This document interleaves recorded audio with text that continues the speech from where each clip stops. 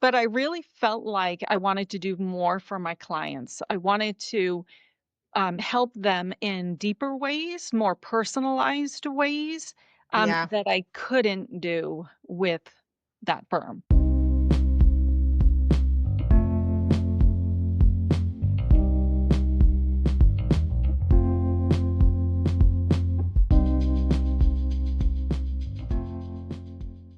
Welcome, everyone. I'm Victoria Lozano, co-founder of Blue 7 Content, and I have the pleasure of speaking with Tammy Hardy. She's certified financial planner and founder of Thrive Private Wealth Strategies. So, welcome, Tammy. Thank you. Thank you. Yes, I am so excited to talk to you about financial strategy, financial growth. And so I kind of want to just start with some soft questions. So hmm the first one is what are your qualifications? And what kind of drove you to start your own financial Oh, planning service? great. Yeah. Thank you for asking. So, I have been in the finance industry for over 30 years. I started in high school as a bank teller, and it's just Wow. evolved since then. I've been a financial advisor for almost, well, how long has it been now? 6 years, and I started, Thrive Private Wealth Strategies a year ago. So, I hold a couple of degrees, but I'm also a certified financial planner. So, that's really kind of a key designation because that's given me education, and to qualify to be a certified financial planning professional, there's a lot that goes into that. So I do have that designation. And really what I wanted to do was I worked for a large firm. They're located across the country, a great firm, but I really felt like I wanted to do more for my clients. I wanted to help them in deeper ways, more personalized ways Yeah. that I couldn't do with that firm. And so going independent and starting Thrive has allowed me to do that. Okay. So, what is different about working with you? Like, we hear a lot about the importance of doing financial planning, and there's lots of institutes and advisors out there, but what makes you different to work with? Well, there's 2 pieces to that. One is me personally, because I'm different from any other advisor, and I really focus on empathy, and it's not my ego that's driving me to do this job. It's really understanding people and developing those relationships, which you don't always get with other advisors. And then the other piece of that is the qualifications and, being a certified financial planner because lots of people can call themselves financial advisors, financial planners, but unless you've got the qualifications and the designations and the licensing, that may really makes a big difference. Somebody who's just licensed as a broker, they may tell you they do planning, but if they're only licensed as a broker, they're only licensed to sell you something. So being a certified Mm. financial planner, it's it's different. Again, because of that, I'm a fiduciary, and I get asked about that often. Legally and ethically bound to do what is in my client's best interest. So again, other people can say they are fiduciaries, they may not be, but I'm legally and ethically bound as one. So that makes a big difference. Yeah, I did not know the distinction between a broker and a Mhm. CFP.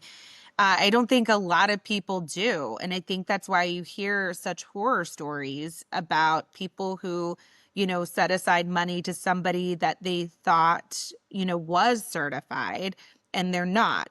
And so I Mhm. think that's an important question. And I know people will say, you know, I know I've been told, like, make sure they're a fiduciary, but I don't even really know what that What that means. means. Yeah. Right. And so, as you just stated, a fiduciary, someone who is legally and ethically bound to make good decisions for me. Yes, in the client's best interest. So client's best interests have to come before mine, my firm's, anything else. It's gotta be about the client first. Yeah. Which I love and is important, right? Absolutely, As absolutely. we're building this relationship. So, in starting this relationship with you, like how much does one need to have? Like what does the bank account need to look like? Like what are dispel some of those myths Yeah. of you need a Yeah. $1 million to start. So, and it's such a great question because there is a myth, there is a misconception that in order to use the services of a financial planner or financial advisor, you need to have lots of money. Like I've talked about this before with people, and that's not the case. There is some people out there, some advisors out there who will only work with folks if they have and if they're able to manage a certain amount of money. There are some people that do that.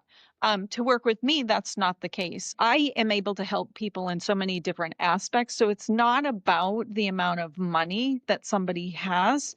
It's really about finding the services that they need and then kind of figuring out, how we're going to work that. So there really is no minimum amount of money. And it's too bad because a lot of people um, don't reach out to somebody because of that misconception. And so they sit and feel bad because they don't have what they think they need to, when that's just not true. Okay. Is there any kind of like initial cost that like to come and talk to you? Like, do you have like a consulting fee or something or? I don't for an initial consultation. I don't. I do either an introductory call or a meeting with somebody to see exactly what it is they're looking for, what it is they need, and whether or not I can provide that. And then making sure we're a good fit for each other because doing financial planning, if you're doing it properly, you're really getting to know people on a very personal level. And for some, it feels extremely intrusive. And so I want to make sure that when I call somebody, they're not cringing when they see my name on their caller ID and vice Yes. versa. I don't want to cringe when I see theirs. So it's really about, is there a connection there? Because you're talking about things that are very personal to people. It's Yeah. their finances and everything. So I meet with people all the time to determine, again, what it is they're looking for and if we're going to be a good fit. So, and I don't charge anything for that. Yeah. I will say, full disclosure, I have had these introductory meetings with you, like with Tammy here. And in my experience, I'm an estate planner, I'm an estate attorney. So I talk to lots of financial advisors.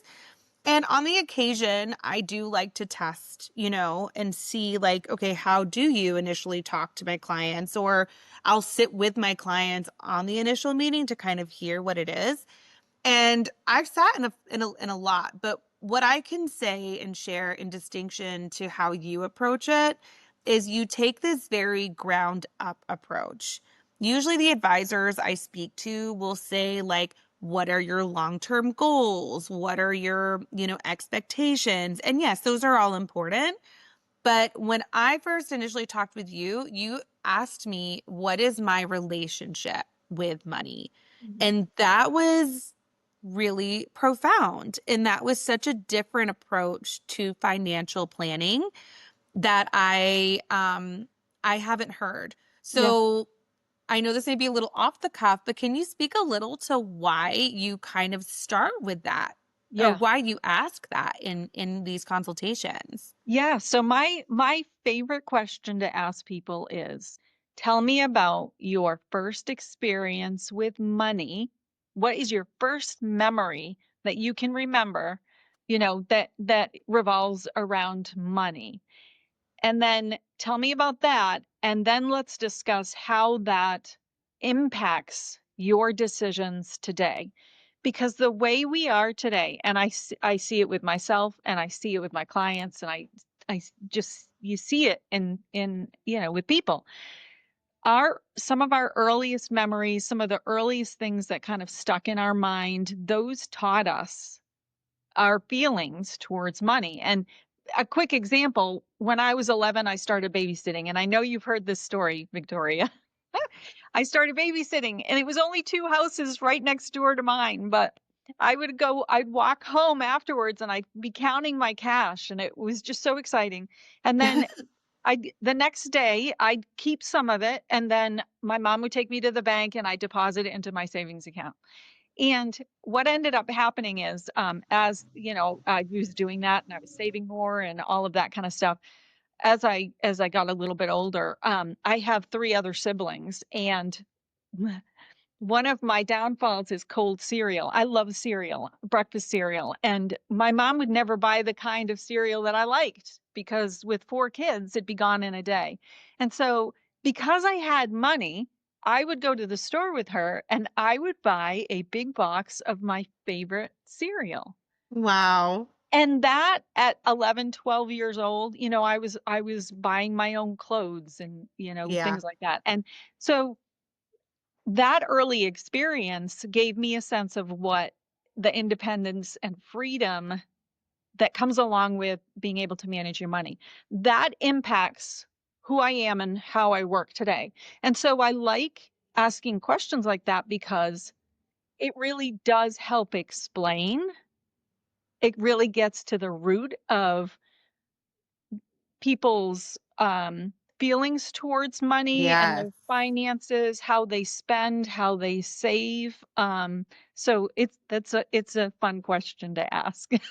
I mean, it really did make a difference, and I was like, "Oh, okay." Like, I really never thought about my first experience with money, or, particularly, speaking from my experience, we didn't grow up with a lot of money. Hmm. So when it came to it, it was when I finally, got my first job, like I was 13, I was serving for a friend's restaurant. I mean, I would hoard the cash and I just Hmm. didn't want to spend it. I didn't know how to save it, and it just like sat somewhere. And that really sticks with me as I grew up. Like even when I was getting my big girl jobs, right, in my 20s, like I was terrified to spend it, Uh-huh. or I would like binge spend it because I'm like, I don't know what to do with it. And so Yes. that really does kind of give you information about who I am as a person. And it also makes me realize, like, if I'm so scared of not having it, here are strategies to make sure I always do. Yes. And it does like educate on how I need to like separate myself from some of that Yeah. money in order to make money. Well, and it's also too about because you brought up a good point about of being afraid to spend it because I've also got clients who are in a great position financially. They have saved because of similar experiences that you described. But now here they are in this great position where I've had to encourage them to spend their money too. So it's not just about saving it, but it's about using it and spending it. And life isn't about deprivation. It's about living and enjoying what you have, right? So some of it goes into the savings piece, but there's also a lot that I counsel people on about spending. Like it's okay. You can do Yeah. this, so it really is those are neat questions to have because it really does give a really good kind of view of where people are at Yeah. and I why love they're that. yeah, why Yeah. they're that way. Yeah. And it makes me feel like you actually want to know more about me versus what I've got in the bank account. Right. Because sometimes, and I know people can relate, advisors can feel so predatory Mhm. and they can be very alarmist, and Mhm. they can be like, scolding almost like, what do you mean you don't have it in, an investment account? What do you Right. mean you're not, looking at it every day, And so it really is, I think, a more logistical, practical approach to say, what is your relationship with money Mhm. and how is it showing up, throughout your life, where you are right now with your finances, and how can I adjust this process for you, Yeah. you know? Yeah. Well, and financial planning it should be personalized. It should be, a plan for you is going to be different than a plan for somebody else. So without getting into some of that, to go to a financial advisor who's just concerned about, how much money do you have that I can invest, or, show me your statements, without really getting to know the person, because you can't design a plan, a true plan, if you don't know the person and what's truly important to them. Yeah. Um, you just can't. Yeah. And I mean, I love that. I think it's a great foundation to have and to start. Um, well, I really appreciate you talking to me today.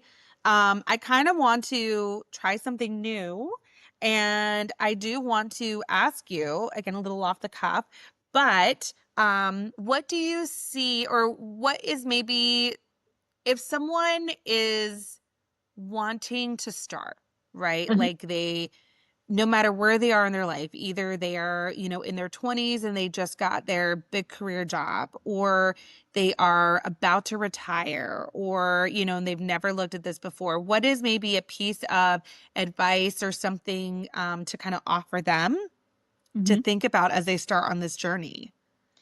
Yeah, I think it's really important to have, if you're going on a journey in a car or a plane or wherever, right? When you're tracking your journey, you know where you wanna go. Like, I love Italy, I wanna go to Italy. But unless I know where I'm starting from, I'm not gonna know how to get there. Like, I gotta know where I'm starting from.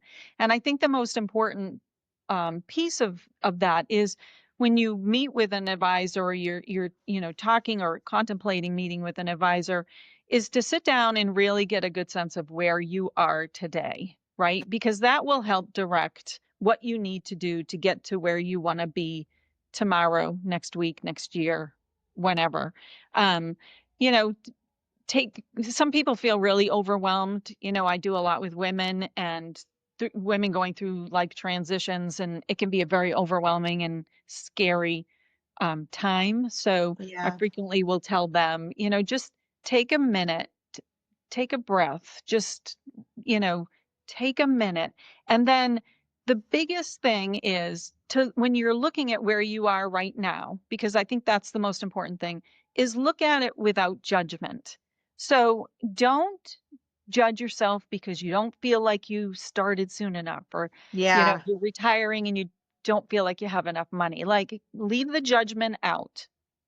You need to know where you are today. No judgment allowed. Like, Yeah.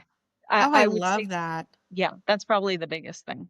Yeah, I love that because it's so easy to get into that comparison train, and be like, well, I only have this amount and this person has this amount, or it looks like they have that amount, but Yes, you don't know what their finances look like. You don't know how many exactly. credit cards they may have open. You don't know, how many gifts that they had received. So I think that's a fantastic approach is to not be so judgmental on the self Yeah, and when looking at it. yeah, and women, I mean, we tend to